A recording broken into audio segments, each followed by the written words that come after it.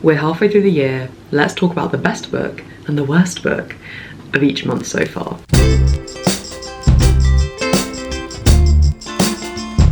Hello, welcome. It's been not a while, but a little while. I've got into one of my ruts where I become afraid of creating videos for no real reason, but I'm back. My name is Chloe. Welcome to Recovering Book Snob, where we read books for fun. This year has been insane for my reading. I read 52 books in the first 6 months, which is exponentially higher than my reading rate in the past. Looking back, especially like looking at what to talk about for this video, I can't believe that January was only 6 months ago, because so many books, so many worlds, so many adventures have been had since then. And I also have my first, possibly ever, no, maybe not ever, one of my first ever 1-star books. First 1-star book of this year at least. So you've got that to look forward to. Casting our minds back to January, my favourite book that month was Babel. It's a historical fantasy based in 1830s England about colonialism. It's a fantasy technically, because the empire kind of runs on these silver bars, which are fantasy objects. We learn all about this through following one person's story. The main character is adopted from China and brought to Oxford on a full scholarship, kind of smothered in wealth and the best education money can buy. And so there's that interesting element as well, because he's choosing between supporting what he is slowly coming to believe is the right thing and kind of rising up against the empire, and also just the loyalty that he feels towards this institution that he's now realizing is pretty dodgy. Overall, I just really liked the characters, the atmosphere. R.F. Kuang describes it as a love letter to Oxford, and I feel that. The worst book I read in January was Good Material by Dolly Alderton. I think I need to accept that I just don't like Dolly Alderton's writing.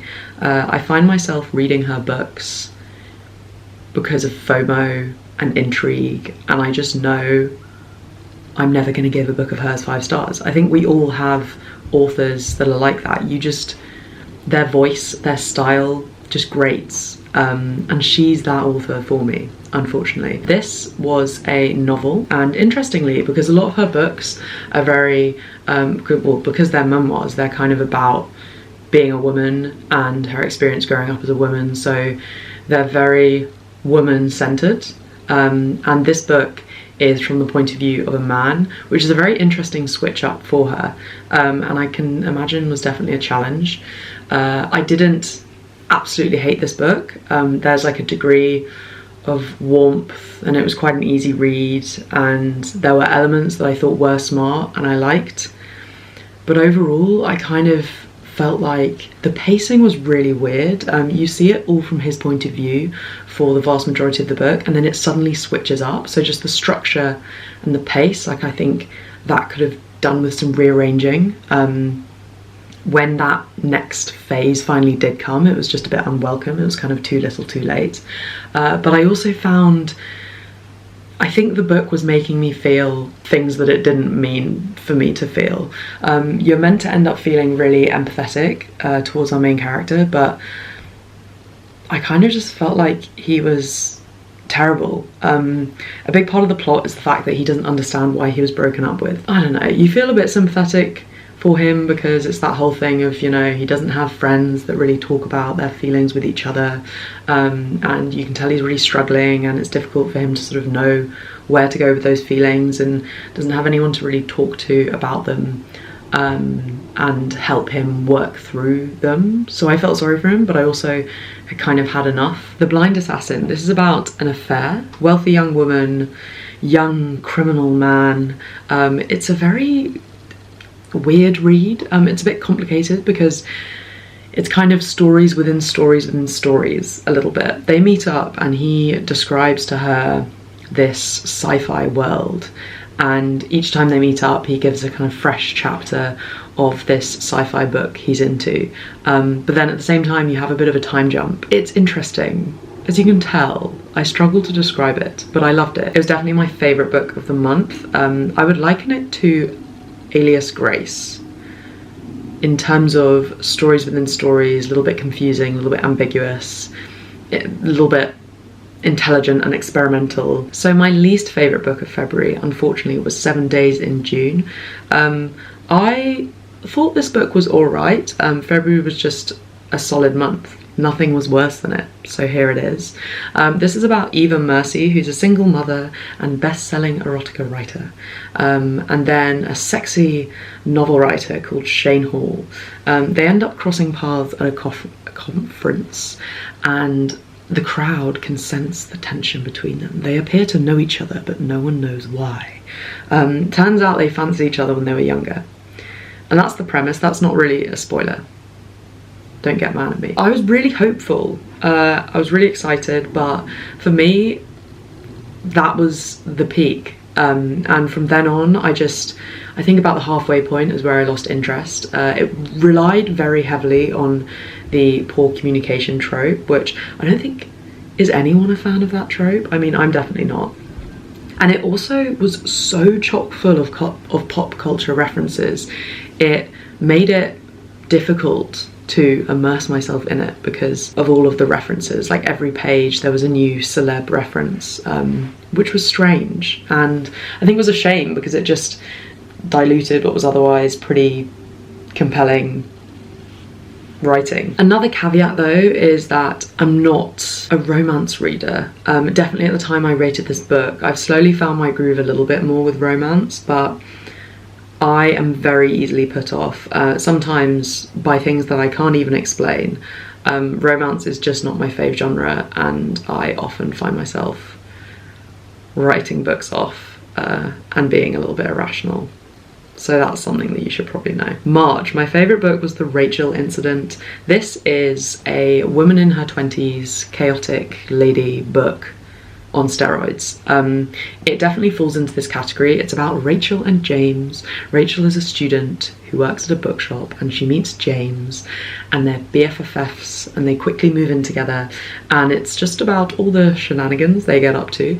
But unlike a lot of books of that genre, I found it genuinely very funny. Like, it made me laugh out loud at times, and just also very, very smart. I just felt like the author was always 10 steps ahead. It kind of left me a little bit speechless. You gotta read it. This is possibly a controversial one, but my least favourite book of that month was Happy Place by Emily Henry. The premise of this is a couple who broke up months ago have to pretend to still be together because they're going on a big holiday with all their best friends. So, fake dating trope. I think right off the bat, I don't think this premise makes sense. Why would their friends not know? I just think, practically speaking, your friends would have got something out of you. They would have noticed, or they just would have asked directly how things were going with X, or like how X person is, and unless you're an excellent liar, I'm convinced it would have come out. I know obviously they try to explain how this has happened a little bit in the book, but I'm not buying it, guys. I'm not buying it. So the premise was a bit too much of a stretch for me. And then, don't want to spoil it, but just as you can imagine, you start with the slightly weak premise. How much better is it going to get? So yeah, an easy read. April, the best book I read in April was The Stand. I feel like I've created loads of videos about The Stand. You should give them a watch if you haven't already. It was my first Stephen King, and I accidentally read the edition that is 1,400 pages. The usual length is 1,000 pages, but I got it from the library and I accidentally got the one with 400 pages of bonus content, which I just think is a hilarious amount of bonus content. Hilarious in a kind of scary way. Like, I read that and I was like, am I even going to finish this book? Anyway, it was excellent. It ended up more feeling like multiple books in one. Like, you could have just split that book up into a series easily of 2 books, maybe even 3 books. The first 400, 500 pages were my favourite. It's about an outbreak of a disease in the US, but then worldwide, but we kind of focus on the US. The disease kills absolutely everyone very quickly. When I say absolutely everyone, I mean 99.8% of people. So it's kind of apocalypse vibes. So much death. I was very anxious reading it, but I've never had such a visceral reaction when reading a book.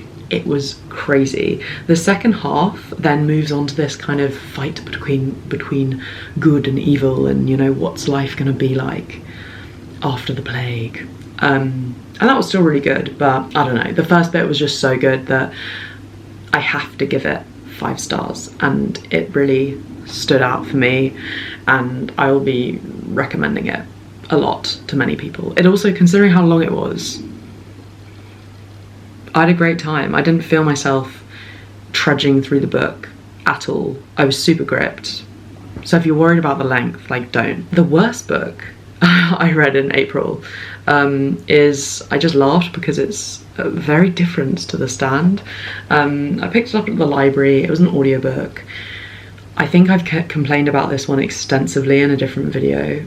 It's called Men I Loved Before by Adele Parks, and I thought it was going to be a cheesy romance.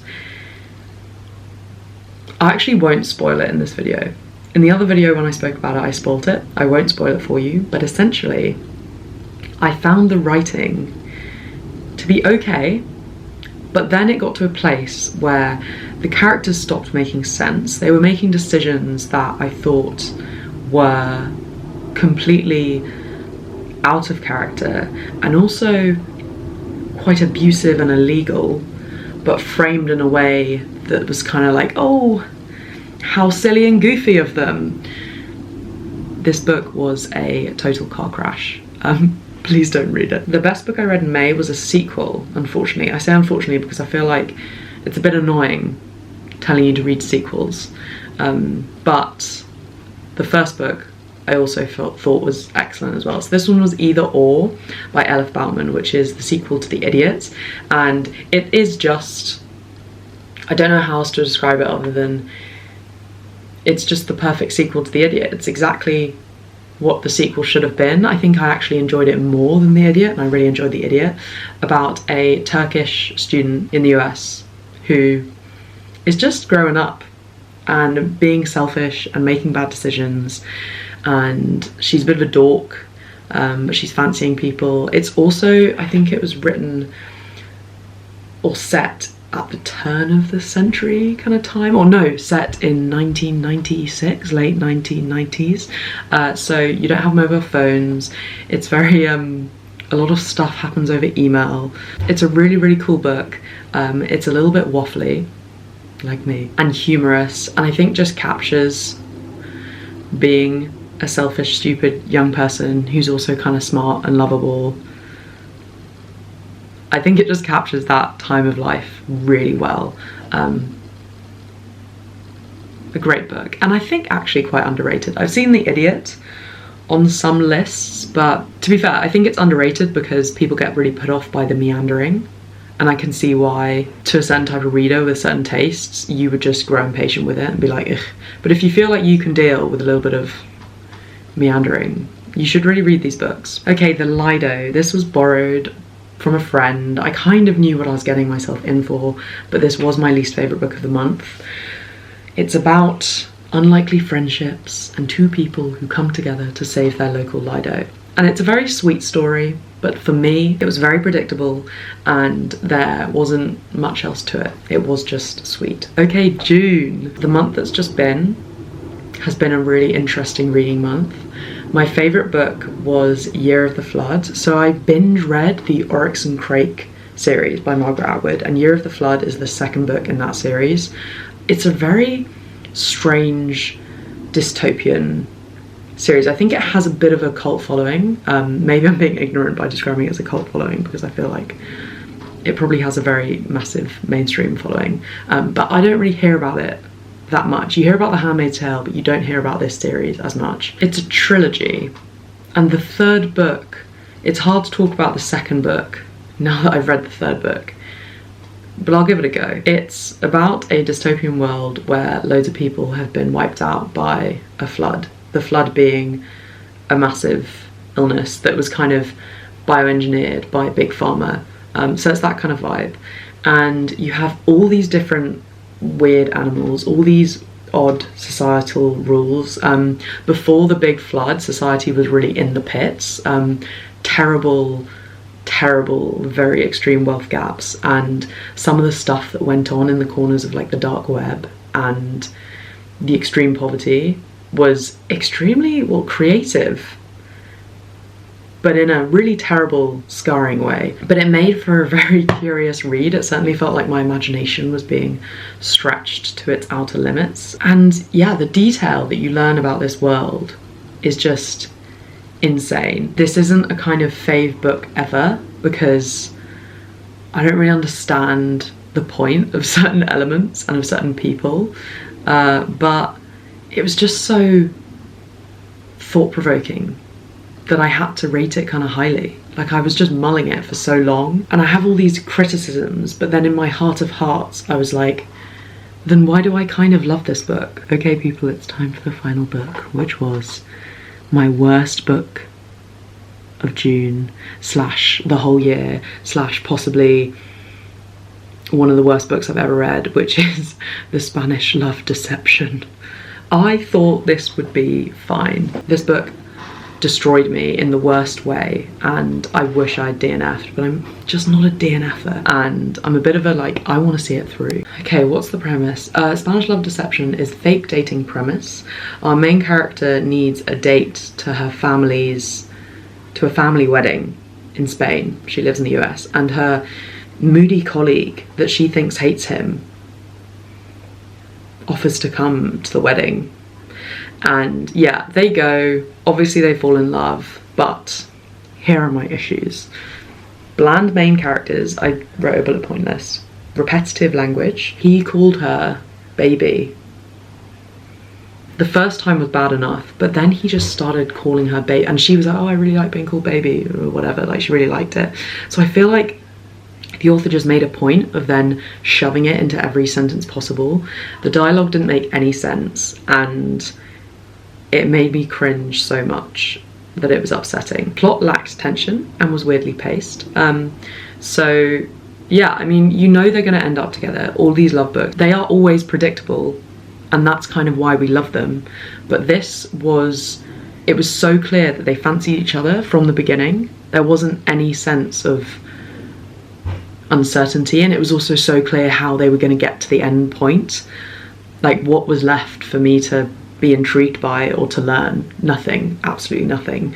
I also didn't love his character. I don't want to spoil it, but I also want people who've read the book to let me know what they think. But I thought the final scene, the final kind of love declaration and how that all went down, the setting in which that went down, I just thought was insane in a terrible way. Unbelievable. And I think painted our protagonist in a terrible light.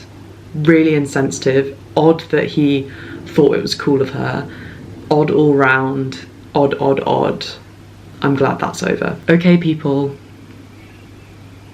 those are the highlights and the lowlights. I hope you enjoyed this video. I think I'm gonna do a video on like hints and tips, reading hints and tips, because I've suddenly found myself in a place where I read so many books. You don't have to read 50 books in 6 months to be considered cool in my eyes, but I don't know, I think people would probably appreciate some tips, because I certainly would have. Anyway, I hope you have had a lovely week. I hope you have a good next week. Thank you for watching. I will see you in the next one. Goodbye.